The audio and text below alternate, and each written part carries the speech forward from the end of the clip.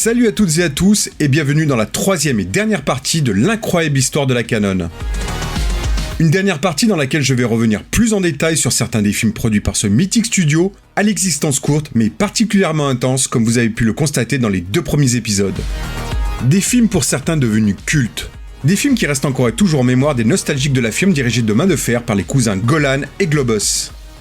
On commence par l'un des plus grands succès de l'ère de la VHS, celui qui révéla Jean-Claude Van Damme. Je veux bien évidemment parler de l'inoubliable Bloodsport.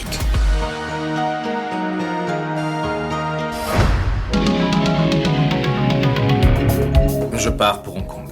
Tu es sûr de ce que tu veux? Vous honorez. Maître, c'est tout ce qui compte pour moi. Je t'ai fait don de toutes mes connaissances. Lorsque tu combattras, mon esprit combattra à tes côtés. Réalisé en 1988 par l'obscur Newt Arnold, un réalisateur qui avait la particularité d'être borgne et qui avait jusque-là fait l'essentiel de sa carrière en tant qu'assistant réalisateur, Bloodsport raconte l'histoire de Frank Dux, interprété par Van Damme, qui débarque à Hong Kong pour participer au Kumite, un tournoi d'arts martiaux clandestin. C'est le plus grand comité jamais vu.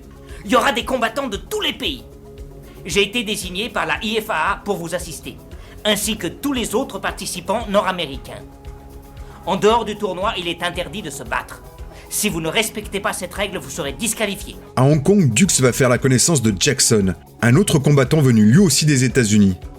Tous deux n'auront qu'un seul objectif, battre le tenant du titre, Chong Li. Il n'a encore jamais été battu. C'est lui qui détient tous les records, même celui du plus rapide KO. Il a tué un type au dernier comité. Ouais, j'étais là, il lui a carrément brisé la nuque. Pauvre mec est mort sur le coup. Et Chong Li l'a regardé crever en se marrant. Cette histoire, écrite par Sheldon Lettich, un vétéran du Vietnam qui deviendra par la suite un grand ami de Van Damme, est basée sur les échanges qu'il a eus avec le véritable Frank Dux. Car oui, Frank Dux est un personnage bien réel, connu et respecté à l'époque pour son parcours d'ex-marine devenu une figure du ninjutsu, l'art des shinobi plus communément appelé ninja. Personne ne soupçonnait alors que tout ce que lui raconte Dux était totalement faux. On apprendra en effet bien plus tard qu'il n'y a jamais eu aucune preuve d'une quelconque existence du Kumite, le fameux tournoi clandestin. Alors rappelez-vous, c'est du full contact. Il y a 3 façons de gagner. Soit vous mettez l'adversaire KO, soit il abandonne et doit crier « maté », ça veut dire « j'abandonne », soit vous arrivez à l'éjecter de l'aire de combat. C'est du gâteau, ça. Le script entre les mains, Menahem Golan, l'un des 2 patrons de la canon alors dans une passe difficile, décide de confier le rôle principal à Michael Dudikoff, l'un des acteurs phares du studio, héros de la série American Warrior. Mais celui-ci est jugé trop grand pour incarner le spécialiste des arts martiaux. Golan arrange provisoirement le script de Bloodsport dans les tiroirs, jusqu'à ce qu'il rencontre Jean-Claude Van Damme dans les circonstances qui vous ont été narrées dans l'épisode précédent. Quand je suis arrivé aux USA, je ne parlais pas anglais. Et j'ai contacté toutes les personnes que je savais, comme Stallone, Chuck Norris, producteur, casting et agent, directeur. Et finalement, c'est la Canon Film qui m'a accroché. Pas encore démasqué, le véritable Frank Dux est alors engagé pour coordonner les combats et entraîner un Van Damme pas assez en forme à son goût pendant 3 mois. Un entraînement que l'acteur qualifiera de plus difficile de sa vie.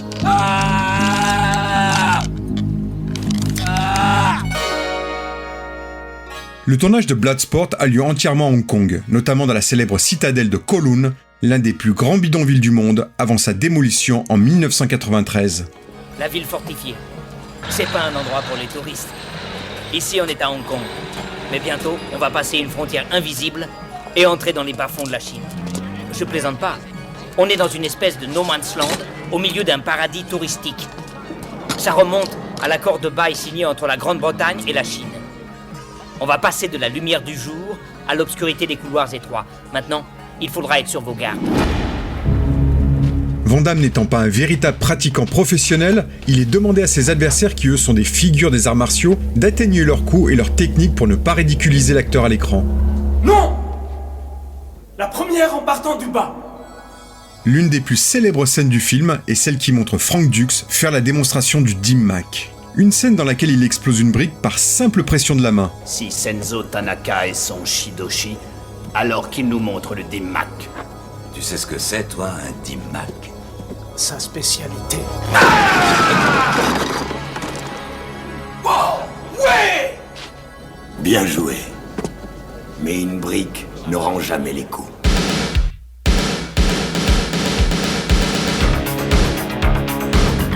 La technique du Dima, que l'on appelle également le toucher de la mort, existe réellement.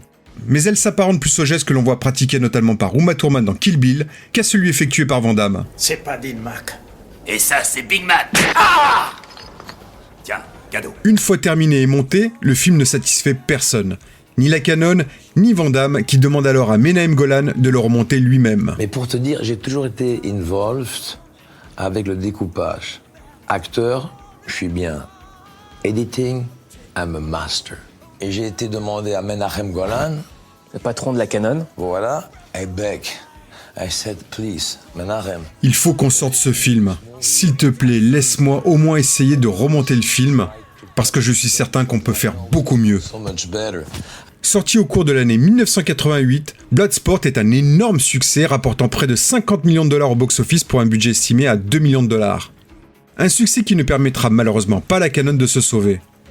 Devenu culte, le film connaîtra 3 suites sorties directement en vidéo, mais sans Jean-Claude Van Damme qui poursuivra sa carrière avec le succès que l'on connaît. Véritable madeleine pour bon nombre d'entre nous issus de la génération VHS, Bloodsport reste encore et toujours aujourd'hui une série B ultra divertissante et d'une redoutable efficacité malgré son scénario famélique et des acteurs pas toujours au top.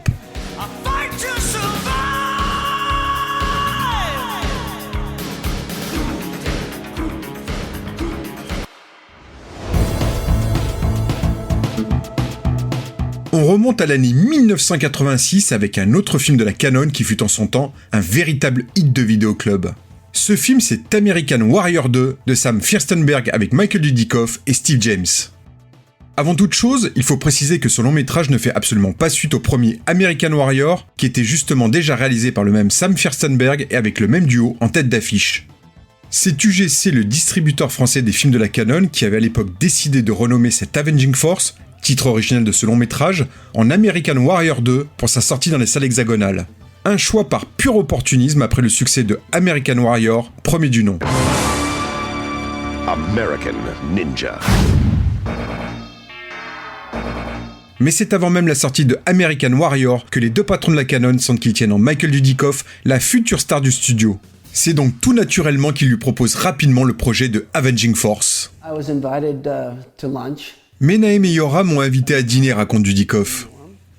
Pendant le repas, ils ont posé le scénario devant moi et m'ont dit « Dudikoff, ça c'est le scénario de Avenging Force, et il est pour toi celui-là. Tu vas être génial dans ce film. Ok Menahem, je vais le faire. Moi je pensais que j'allais encore jouer les ninjas. Non, on verra plus tard pour les ninjas. On a beaucoup de films pour toi, Michael. Mais avant, ça sera Avenging Force. » Tout a commencé par un défilé de carnaval. Un défilé transformé en bain de sang. Jusqu'à ce que Michael Dudikoff, héros du film American Warrior 1, revienne pour une nouvelle mission. American Warrior 2.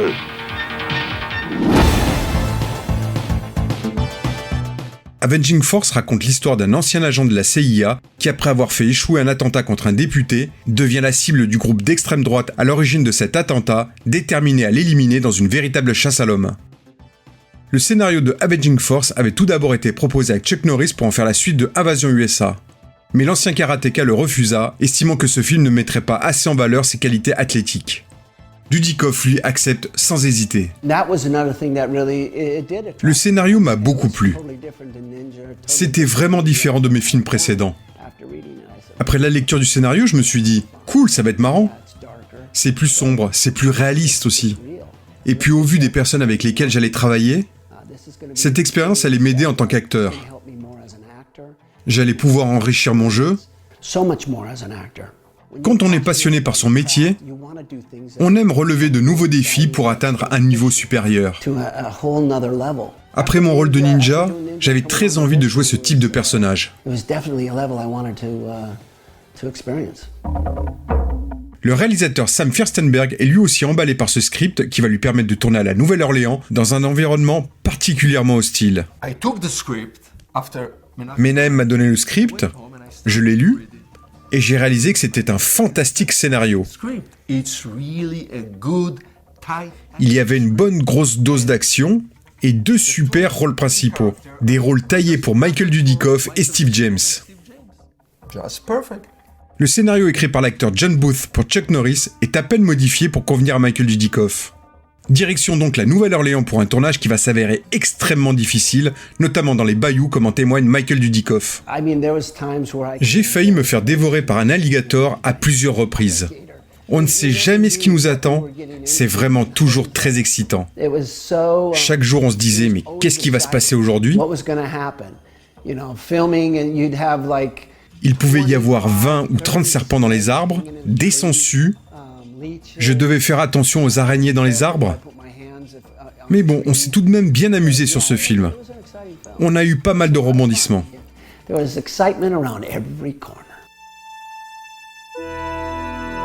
Pour supporter ces conditions difficiles, Dudikoff peut également compter sur la présence de Steve James, avec qui il avait déjà partagé l'affiche de American Warrior et avec lequel il entretient une forte amitié.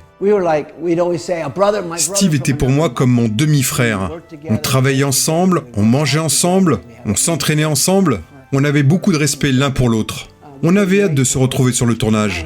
J'avais déjà tourné avec lui sur American Warrior, et quand j'ai vu qu'on serait à nouveau réunis dans Avenging Force, j'étais vraiment content de retrouver mon super pote. Une amitié qui prendra brusquement fin en 1993 avec la disparition prématurée de Steve James qui succombe à un cancer du pancréas. Il me manque. C'était vraiment un super mec. On a partagé tellement de choses. Quand j'ai appris son décès, ça m'a vraiment fait quelque chose. Il manque à beaucoup d'entre nous. C'était vraiment un chouette type. Après avoir ramené le montage de 2h15 à 1h40, la Canon sort Avenging Force le 12 septembre 1986 dans les salles américaines avec le légitime espoir de réitérer le succès de American Warrior. Mais le public ne suit pas et le film n'encaisse qu'à peine 5 millions de dollars de recettes. La suite envisagée en cas de succès ne se fera donc pas. La Canon oblige donc Michael Dudikoff à reprendre son costume de ninja pour la véritable suite de American Warrior. Opportunément rebaptisé pour le marché français, American Warrior 2 connaît un succès assez correct avec plus de 550 000 entrées. Mais c'est surtout sur le marché de la vidéo que le film connaîtra un énorme succès aux quatre coins du monde, devenant un véritable hit de vidéoclub. Si le film a un peu vieilli, il reste aujourd'hui une série B plaisante à revoir, avec son lot de scènes d'action toujours assez spectaculaires. Mention spéciale pour le long final dans les bayous qui conclut parfaitement le film.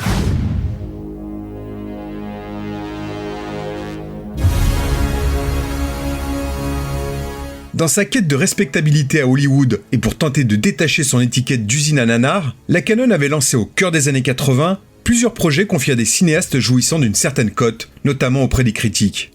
Parmi ces projets, celui de Runaway Train, que le réalisateur russe Andrei Konchalovsky, vainqueur du prix spécial du jury au Festival de Cannes en 1979 pour son film Sibériade, avait lui-même apporté à la Canon.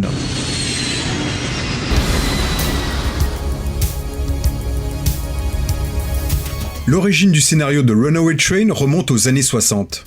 Le grand cinéaste japonais Akira Kurosawa a pour projet à cette époque de réaliser son premier film hollywoodien. Inspiré par un article du magazine Life narrant l'évasion de deux prisonniers à bord d'un train lancé à pleine vitesse en plein cœur de l'Alaska, il en tire un scénario qu'il prévoit de réaliser pour le studio Embassy dirigé par Joseph Levine. Monsieur Barstow, j'ai deux prisonniers extrêmement dangereux en cavale. Eh bien moi j'en ai rien à foutre de vos putains de prisonniers en cavale. J'ai une saloperie de train meurtrier sur les bras avec 3 personnes à bord. Et il ne me reste plus qu'une seule voie de libre pour m'en sortir. Si je ne ramène pas mes prisonniers, je ne serai plus maître de la prison. Est-ce que vous savez à quoi ressemble une émeute dans une prison de haute sécurité ? Le patron du studio Embassy confie à Kurosawa un budget conséquent pour l'époque de 5,6 millions de dollars pour qu'il puisse mettre en boîte son scénario. Un scénario que le cinéaste met du temps à traduire dans la langue de Shakespeare, retardant le début de la production prévue pendant 16 semaines à partir de l'automne 1966.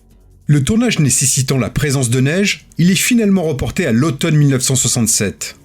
Mais un nouveau report va définitivement enterrer le projet. En 1982, la société Nippon Herald, qui possédait les droits du scénario de Kurosawa, demande à Francis Ford Coppola s'il est intéressé pour mener enfin ce projet de film à son terme. Mais le réalisateur du Parrain ne veut plus s'embarquer dans un tournage aux conditions difficiles après son long calvaire sur Apocalypse Now. Coppola et son producteur Tom Ludi suggèrent alors le nom de Andrei Konchalovsky. Séduit par le projet, le cinéaste russe accepte de relever le défi et parvient à lever les fonds nécessaires à la réalisation de Runaway Train auprès de la Canon avec qui il est en contrat. Ils m'ont donné une totale carte blanche d'un point de vue artistique. Bien sûr, je devais respecter le budget qui m'était alloué, mais ils ont été très généreux avec moi. Ils prenaient un risque en produisant un tel film, mais ils m'ont laissé faire le film que je voulais.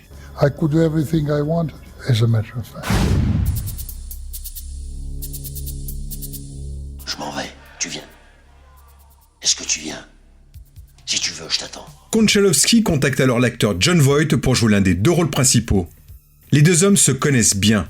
Voight avait en effet aidé le réalisateur à obtenir son visa pour travailler aux États-Unis dès 1979. Une proposition que l'acteur de Macadam Cowboy va tout d'abord refuser.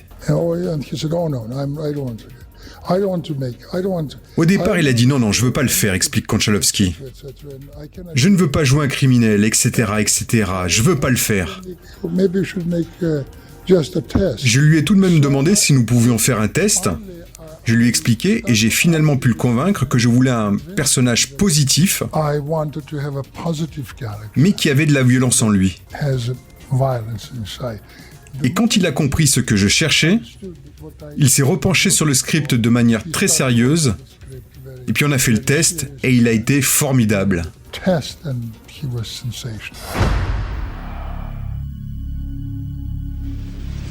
Benny, je veux que tu saches que je suis fier de faire équipe avec toi. Écoute, D, j'apprécie que tu m'aies aidé, mais on fait pas équipe tous les deux. Et je sois pas fier de toi, y a pas de quoi. Regarde-moi ces tatouages. Ah, ça, il serait parfait au bord d'une piscine à Acapulco. Eric Roberts, frère de la célèbre Julia, est par la suite rapidement choisi pour partager l'affiche avec Jon Voight. Ils m'ont envoyé le scénario, et c'était un tout petit scénario, qui faisait à peine 20 pages. Je l'ai trouvé super, mais je leur ai quand même dit qu'il fallait l'étoffer. À ce moment-là, j'ai enchaîné avec un film qui s'appelle Le Pape de Greenwich Village, et puis je n'ai plus de nouvelles de l'équipe de Runaway Train pendant presque 1 an. Puis ils m'ont enfin renvoyé le scénario de Runaway Train, qui était complètement différent, et là, il était encore meilleur. Mais qu'est-ce que tu fous ici? Ce que moi je fais ici, je travaille sur ce train, et vous, qu'est-ce que vous faites? Nous, ce qu'on fait ici? On va te le dire, ce qu'on fout ici. On est en route pour Las Vegas. On doit rencontrer notre meilleur ami, Wade Newton. Pourquoi? C'est vous qui contrôlez les billets ou quoi? Si Karen Allen ou Jodie Foster sont un temps annoncés pour tenir le rôle principal féminin, c'est finalement Rebecca De Mornay qui est retenue pour ce qui sera son premier film d'action. Il y a eu un nombre conséquent de célèbres actrices qui voulaient jouer ce rôle, explique Konchalovsky. Notamment Jodie Foster. Je crois qu'elle m'en a toujours voulu de ne pas l'avoir choisie. Parce que je lui ai dit qu'elle était trop jolie pour ce rôle. Elle m'a demandé pourquoi. Et je lui ai répondu qu'elle ressemblait plus à quelqu'un qui travaille dans un bar ou dans un bureau. Tu ne peux pas incarner quelqu'un qui travaille dans un train. Rebecca De Mornay était très belle, très féminine.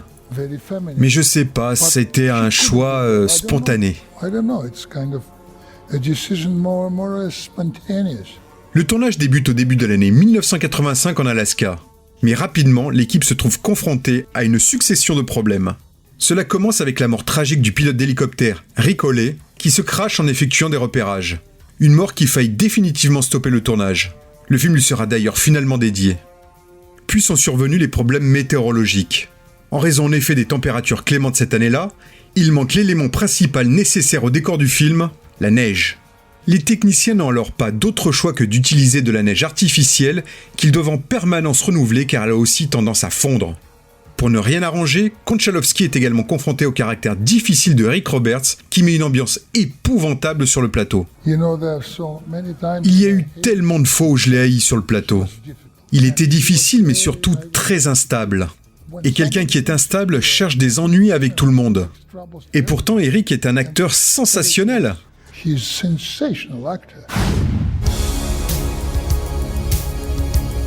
Les événements finissent heureusement par se calmer et Konchalovsky peut terminer son tournage de manière plus sereine après un passage dans le Montana pour les scènes de prison et à Los Angeles pour certaines scènes d'intérieur. Runaway Train sort le 17 janvier 1986 aux États-Unis. Mais malgré un bon accueil de la critique, le film n'attire pas les foules, loin de là.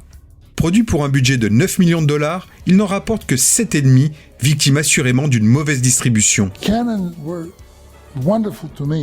La Canon a été formidable avec moi, mais ils ne savaient visiblement pas comment distribuer le film. Ils ont voulu distribuer leur film tout seuls, et ça a été leur plus grande erreur. Je me rappelle que Menahem m'a appelé en me disant « On a le meilleur cinéma pour ton film à New York, le Carnegie ». Je me suis dit « Waouh, le Carnegie, c'est génial !» Et le lendemain de la sortie, mon ami Miloš Forman m'appelle. Et il me dit « Andrei, j'ai vu ton film, il est fantastique, il est génial. Mais pourquoi tu as choisi de le montrer dans un aussi horrible cinéma ?» D'habitude, il n'y a que des films indiens dans ce cinéma. Et dans la salle, il n'y avait que des Indiens. J'ai dit « Oh mon Dieu !» et je suis parti vite voir Menahem. Il me dit « Ne t'inquiète pas, on sait très bien ce qu'on fait. » Donc le problème avec la distribution, c'est qu'ils ne savaient absolument pas ce qu'ils faisaient.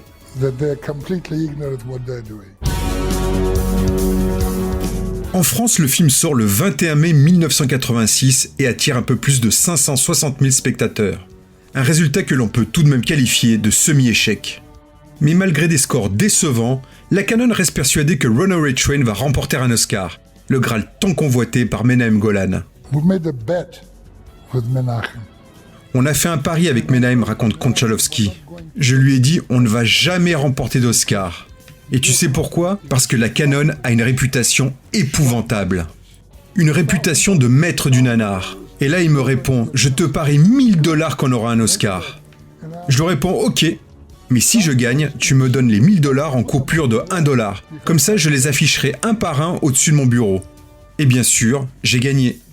Le film ne reçoit en effet aucun Oscar, mais parvient tout de même à décrocher un Golden Globe pour la performance de Jon Voight. The winner is Jon Voight.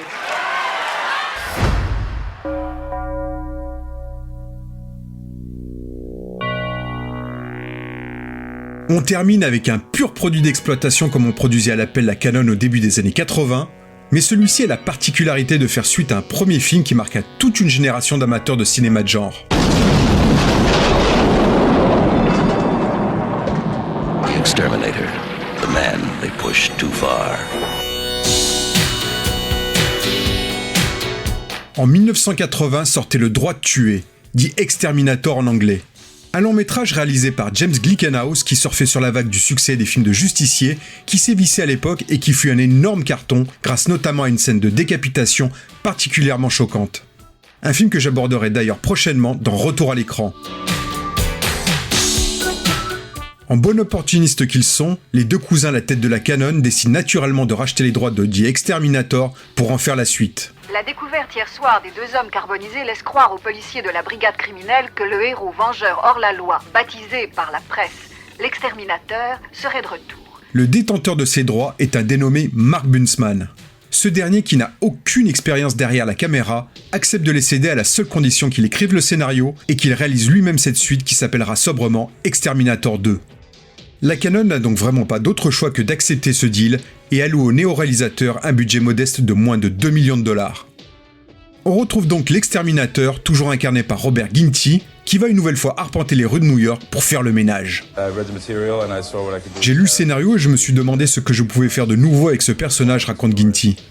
La première chose que je me suis dit, c'est qu'il fallait que j'humanise un maximum ce personnage au sein d'une histoire qui restait très violente.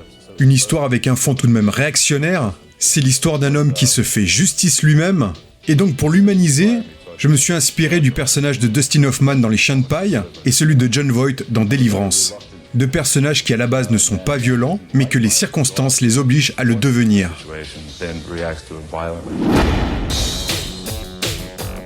Si le scénario reprend naturellement tous les codes du sous-genre du vigilante flick, il s'inspire également d'un autre carton de la fin des années 70, Les Guerriers de la Nuit de Walter Hill.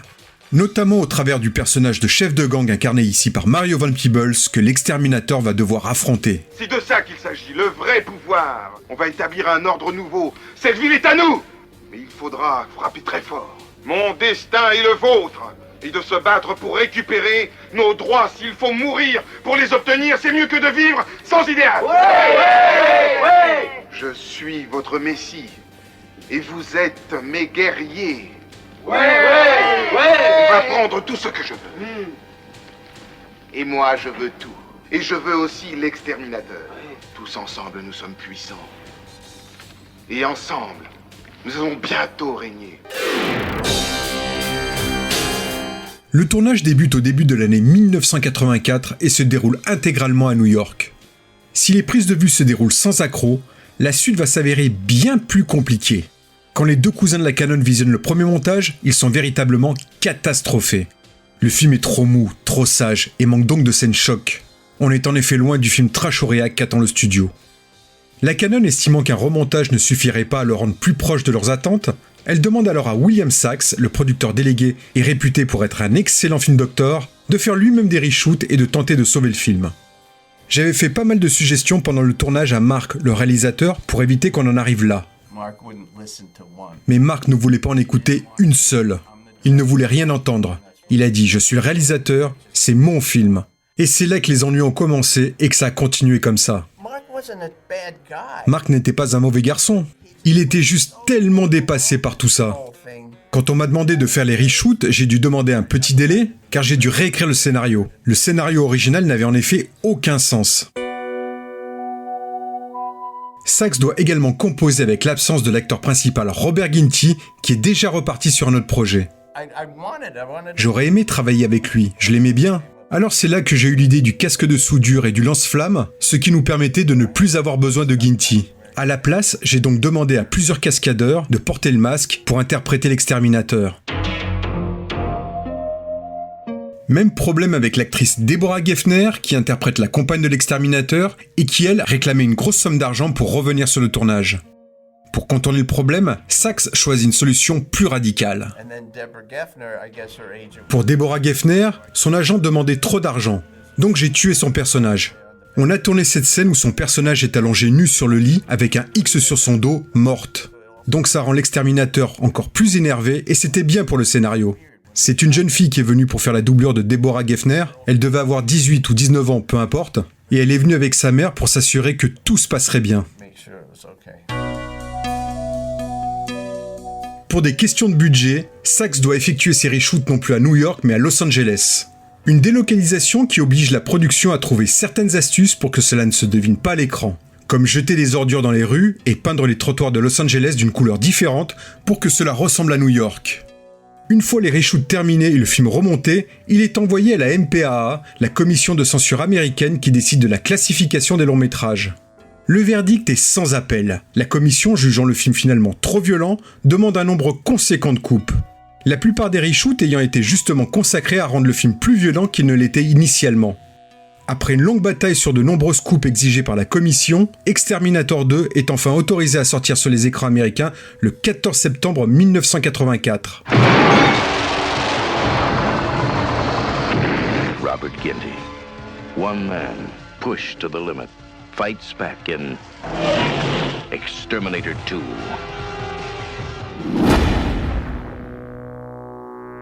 Mais le public ne se rue pas dans les salles et le film n'encaisse qu'environ 4 millions de dollars de recettes. En France, le film sort en novembre 1985 dans une version moins expurgée, mais passe également totalement inaperçu. Exterminator 2 connaîtra finalement en France comme aux États-Unis un énorme succès à sa sortie en VHS.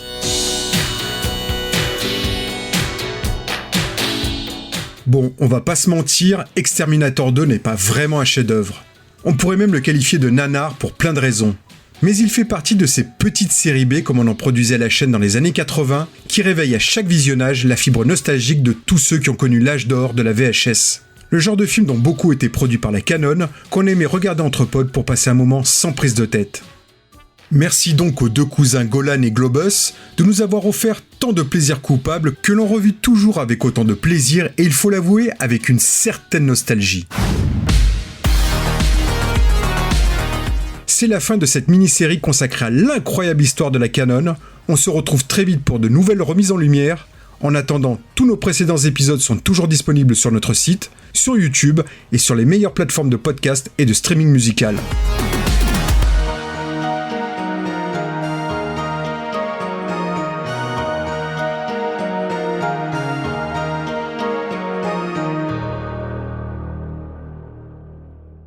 Si je devais résumer ma vie aujourd'hui avec vous, je dirais que c'est d'abord des rencontres.